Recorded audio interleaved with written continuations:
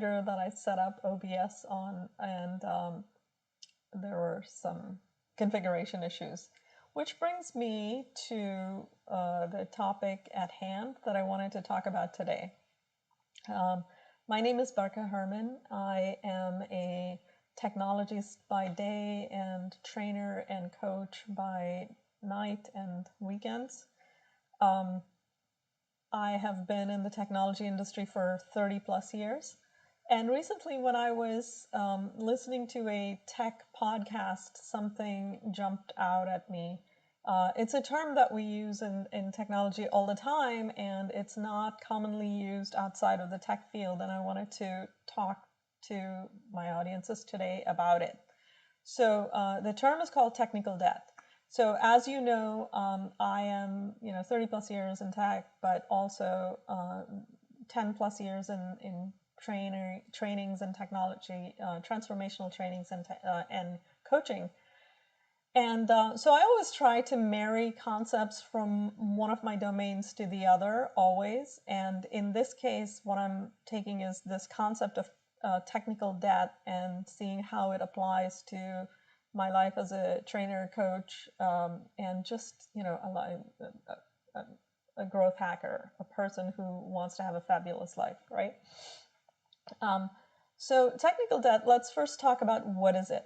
So a lot of times what happens in a typical software project is it's a long project. There's a lot of people involved, a lot of moving parts, a lot of opinions and whatnot. And along the way, even before you go live, you accumulate some technical debt. So what does that mean? I'll give you an example. Let's say that I'm developing a brand new software for the cloud and for people to do, I don't know, widgets, right?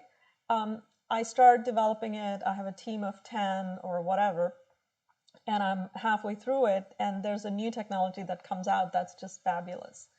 Now I have the decision to make. Do I just finish the phase one because I have customers lined up, I have people waiting for this product to go live or whatnot?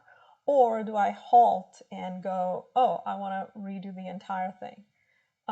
In many cases, I'll make the decision to just continue and finish what I can and then go back and reinvent, refactor is a term that we use in software, but re-engineer, redo using the new technology or new platform or whatever it is. That's a simple example of a technical debt. But there could be more reasons for technical debt to happen in a software project, right? It could be that we found a bug kind of late and we found a quick solution, a sort of a ugly way of fixing it that works. So we just went with it. But there's a better way of doing it that'll prevent more issues in the long term, and we don't have the time to do it right now, but we'll do it later, right? So that's another example of technical debt.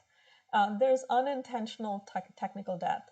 I'll give you a great example of this is the Y2K fiasco. Y2K happened because a lot of people were using short date formats.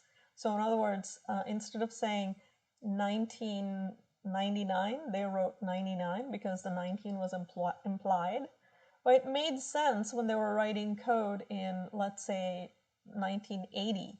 But when Y2K came, then the assumptions started becoming wrong. Let's say that we're talking about flights or whatever, bank dates or whatever. It makes sense to save that space to put, whatever, 85 or 90 or 75 or something like that.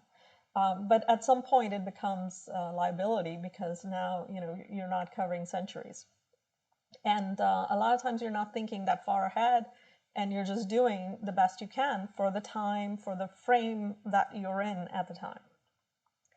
And then, Y2K comes along and a lot of companies had to put aside a long period of time in auditing where they had done the shortcut, hiring the right resources to fix some of the stuff, hiring the right resources to test whether the updates were working or not, and also doing more of an integration testing with other companies, other software, other moving parts that have been using this for decades at this point, right?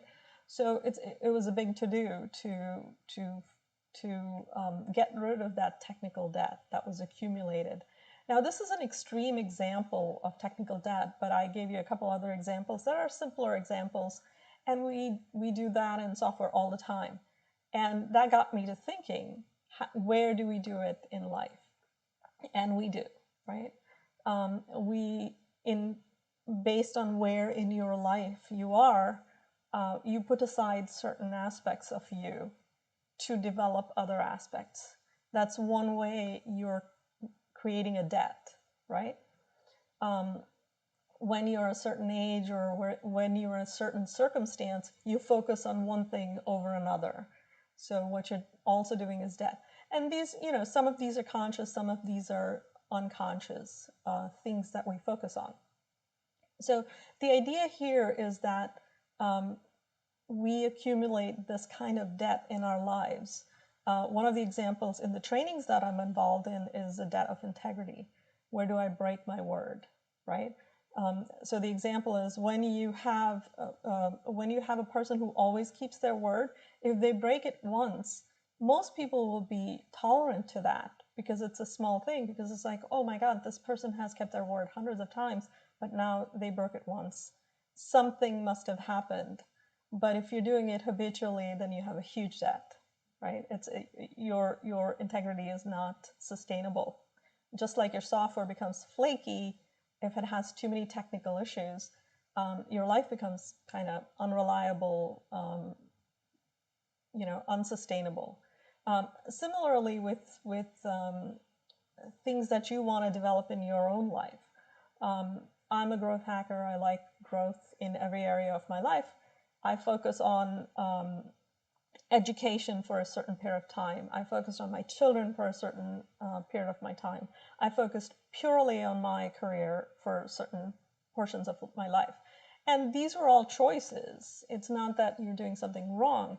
It's just that you have to kind of pause from time to time and take a look back and say, where's my life's technical debt, right? Where's the debt where, I do have time now, or where can I make time to address those debts? So that's what I'm thinking today. I think it's a fascinating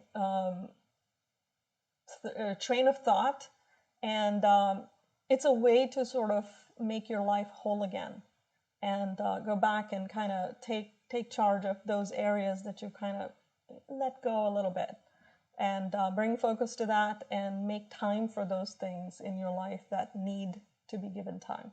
So I'd love to hear from you.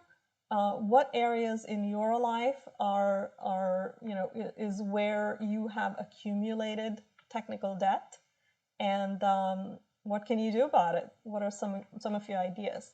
I'd love to hear from you. And I'm gonna look away to turn the live streaming off so that I'm not looking at my camera, but I'm not ignoring you. And I will talk to you all soon.